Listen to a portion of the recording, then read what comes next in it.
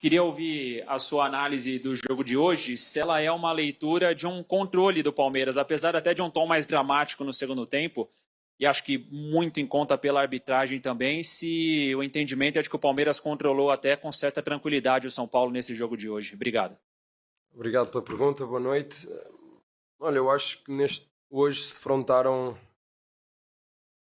as equipas que têm estado muito bem nos últimos tempos. O São Paulo está connosco no primeiro lugar no Brasileirão, tem feito um belo trabalho nos últimos jogos. Já tinha perdido aqui connosco 3-1, eu tinha-vos dito já várias vezes que, e quando ganhámos 3-1 ao São Paulo, tinha-vos dito que, na minha opinião, eles jogaram bem. São uma equipa que tem bons jogadores, tem muito bom treinador, uma equipa que precisa só de consistência, porque a qualidade está lá.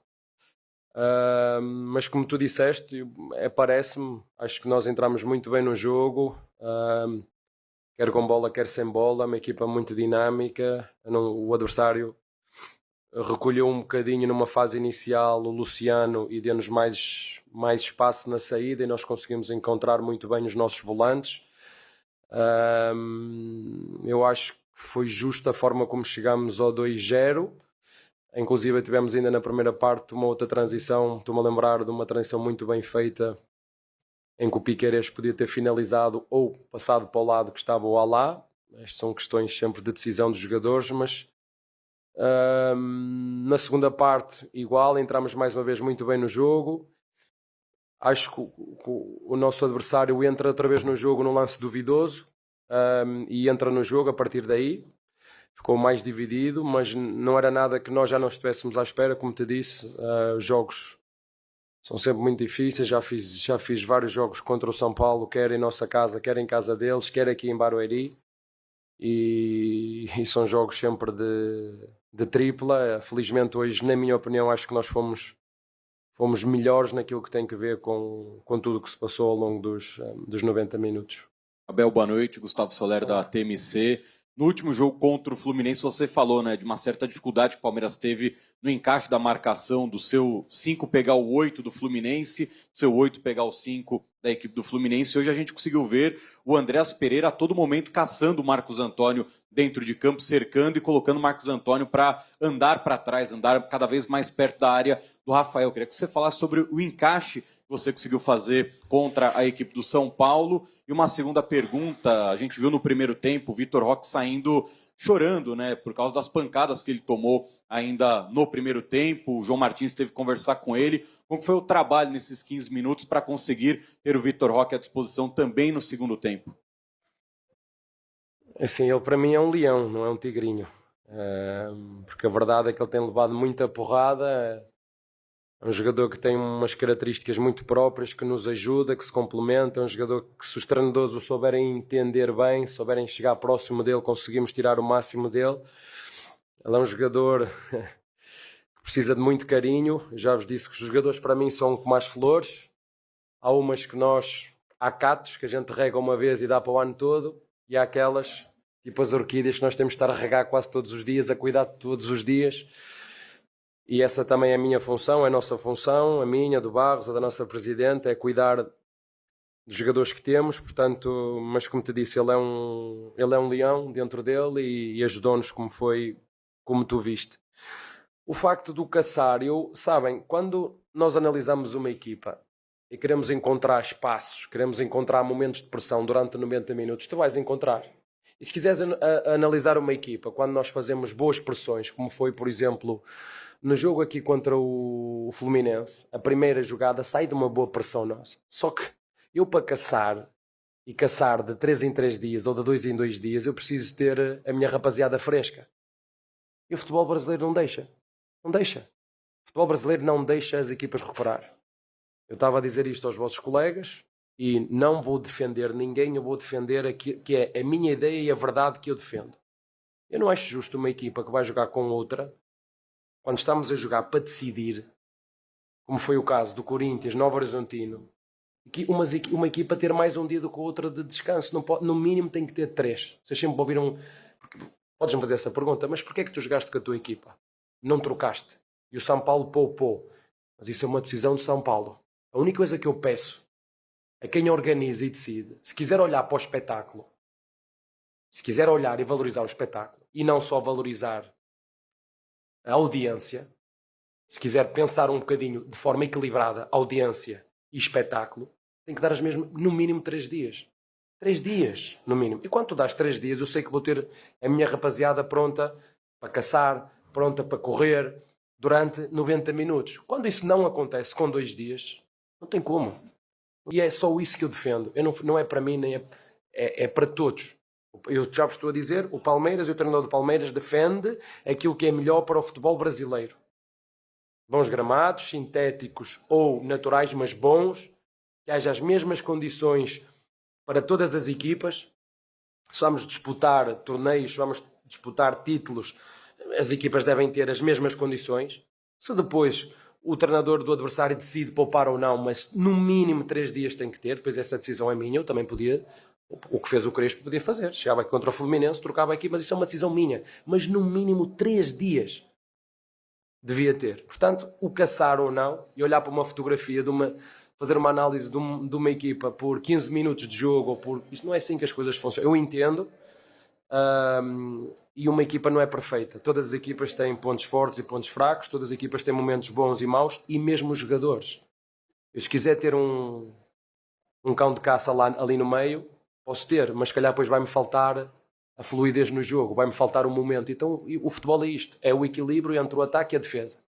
Eu já vos disse também, só para terminar, o que define o estilo do jogo, mais do que o treinador pede, são as características dos jogadores. Eu não consigo pegar em determinados jogadores que eu tenho e dizer, olha, tu agora vais fazer igual àquele jogador. Cada jogador tem as suas características. Há jogadores que têm mais propensão ofensiva, há jogadores que são mais defensivos, há jogadores que gostam mais de ter bola e não se escondem do jogo, há outros jogadores que de vez em quando a bola aperta um bocadinho mais longa, que é para não arriscar, para não se expor. E eu não posso ir contra a natureza de cada um. Portanto, isso, o caçar tem muito a ver com isso. Nós queremos caçar sempre, mas temos que ver quando, como, aonde, como é que está o resultado. E do outro lado também tem sempre treinadores e jogadores com muita qualidade e que nos criam sempre dificuldades, como tem sido ao longo dos anos. Eu já vos disse isto, eu acho que já não há jogos difíceis, jogos fáceis, seja contra quem for. E a prova disso foi a outra meia-final, onde o Novo Horizontino ganhou. Nós também já provámos o que é jogar contra essas equipas e, portanto, acima de tudo, de consciência tranquila, porque o nosso propósito é este. É por isso que nós trabalhamos e deixamos muitas vezes a família para trás. Chegamos a casa às 3 e 4 da manhã, como disse, não gosto, não gostava, não quero. Sinto falta de privação de sono e por isso é que muitas vezes eu sou chato e irritado, porque numa semana onde tens 4 jogos ou 3 jogos, são 3 noites quase sem dormir, porque eu não consigo dormir a seguir aos jogos. Isso depois reflete-se naquilo que são os meus comportamentos, sobretudo em competição, e um dos teus colegas aqui a semana passada fez-me uma pergunta, e eu se calhar não estava bem preparado para responder, mas quero responder. Eu já estou aqui há tempo suficiente no Brasil, e eu já achava que vocês me conheciam o suficiente, mas não me conhecem. Mas eu vou-vos dizer, porque eu quero mesmo falar sobre isso. Um dos meus ídolos, vocês sabem quem é o Ayrton Senna. E naquilo que tem que ver com fora da competição, foi das melhores orações que eu já vi. Mas a competir, bateu em pilotos e ganhou um campeonato do mundo a meter o cotovelo na cara do Prost. Não me venham falar, a competir. Eu não sou um exemplo, mas estou a competir. Eu não estou na igreja, não estou fora, estou a competir. Muitas vezes não sou o melhor exemplo. Sabem aquele bonequinho da Disney, o Pateta? Lembram-se do Pateta, que era um gajo espetacular, mas quando pegava no carro se transformava, viram? Eu não sou, às vezes até sou pateta, mas é quando quero ser pateta, sou pateta. Mas é o que me acontece quando eu estou a competir. Por isso é que eu vos digo, já vos disse várias vezes, que eu odeio perder. Mas é contra o meu pai, a minha mãe, as minhas filhas, eu odeio perder. Às vezes chateio-me com os meus adjuntos quando estou a jogar pádel, porque a bola foi fora, foi dentro, é a competir. Eu vou repetir as vezes que forem necessárias, a competir não sou o melhor exemplo.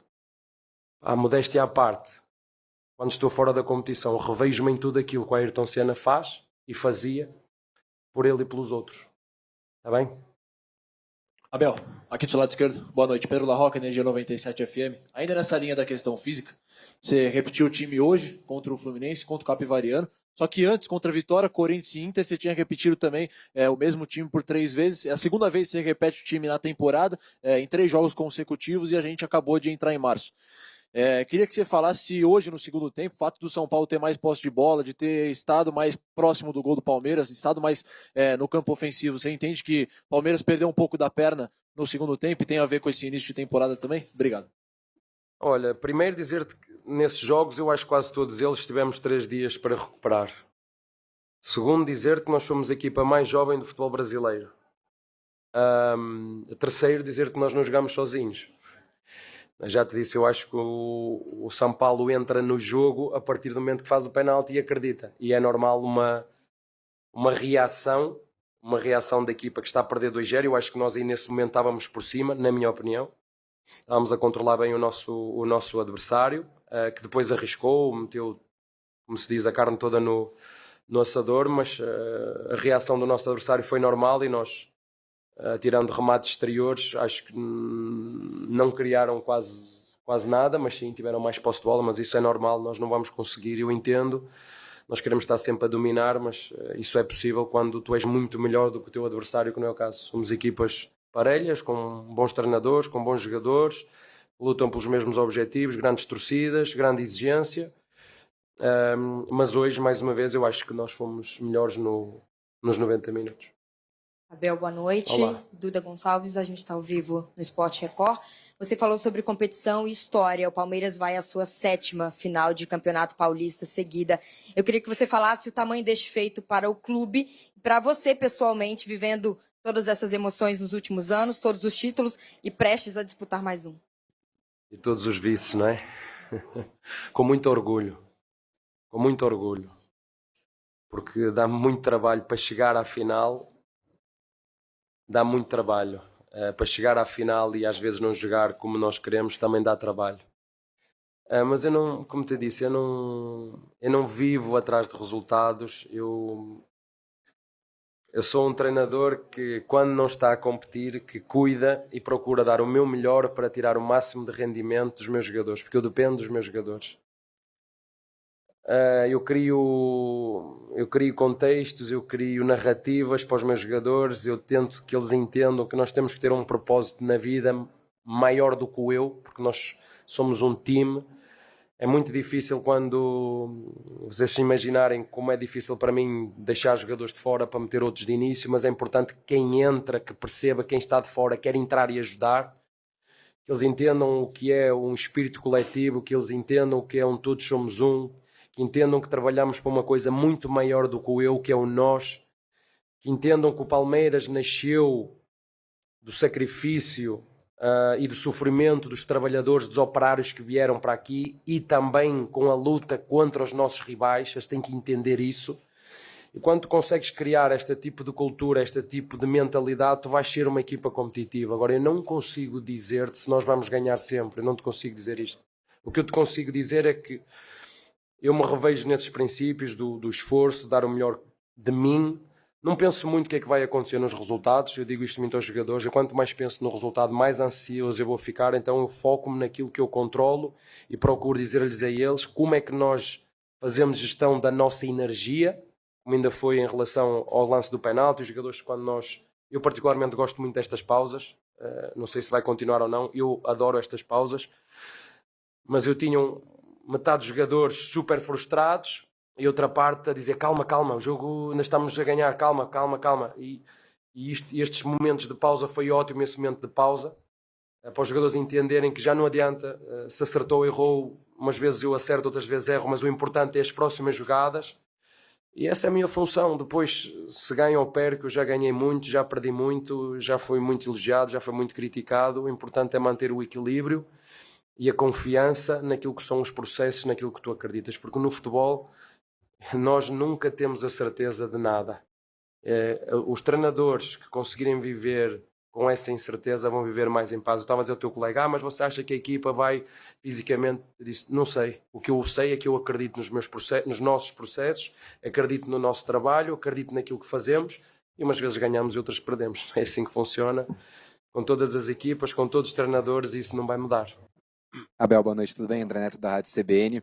Queria que você falasse um pouco desse reencontro agora com o Novo Horizontino na final. Foi uma equipe que bateu vocês por 4-0 na fase inicial do Paulista, a maior derrota desde que você chegou ao Palmeiras. O que você já sabe do que você encontrou com eles e o que você pretende fazer para essa final? Obrigado. Eu acho que nós já estamos mais do que avisados. Eu vou voltar a repetir o que eu já disse. Não há jogos fáceis. Todas as equipas têm os seus méritos. É uma equipa que transita muito bem. É uma equipa fortíssima nas bolas paradas. É uma equipa que em casa ainda não perdeu. A jogar em casa deles ainda não perdeu. Portanto, nós estamos mais do que avisados. É uma final. E já saboreamos que é jogar contra o Novo Horizontino. Uma equipa competitiva, uma equipa muito bem organizada, muito bem treinada. Não é por acaso, há coisas que não são por acaso. Ficou em primeiro na geral e por isso tem a possibilidade do segundo jogo ser em casa deles. Nós temos que estar preparados para uma grande final contra um grande rival, como eu te disse, com uma boa mistura entre jovens jogadores e jogadores mais experientes. Dar os parabéns ao seu treinador por aquilo que foi este trajeto absolutamente extraordinário.